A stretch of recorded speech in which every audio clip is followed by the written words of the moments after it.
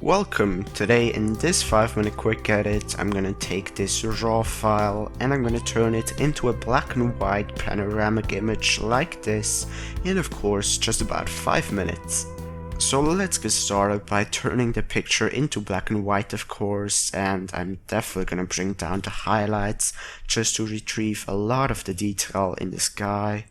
In terms of shadows, I think I'm actually gonna bring up the shadows just so I can bring the contrast as well as the blacks down.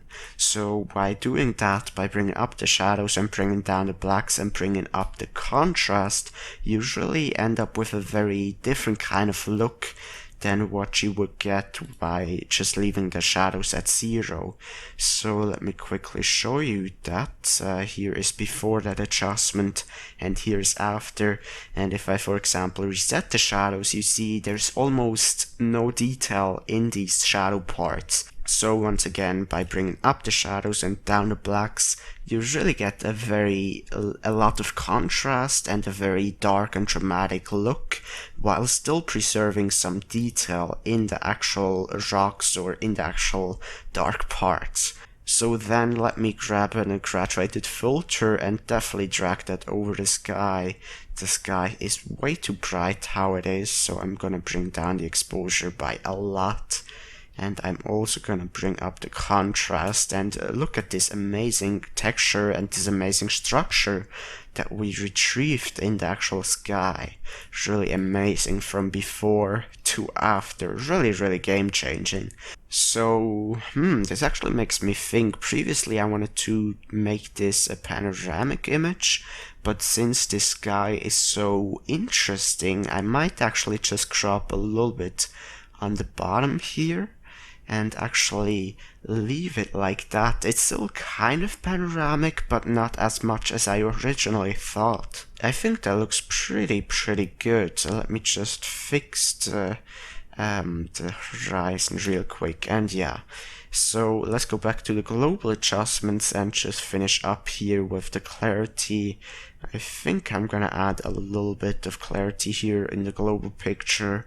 And in terms of whites, I don't really want to make this too bright, otherwise it really ruins this kind of dark and very dramatic mood. I am definitely going to go down to the tonal curve though, and maybe just add a little bit of highlights to make these parts in the clouds a little bit more interesting. And go on to the next sliders, of course. Just adjust them very quickly here. Don't think I'm gonna do too much, and yeah, I'm just gonna leave it there. So because of course this is a 5-minute edit, I'm not gonna use any of these other tools. This is just about how to get the best possible overall look within 5 minutes.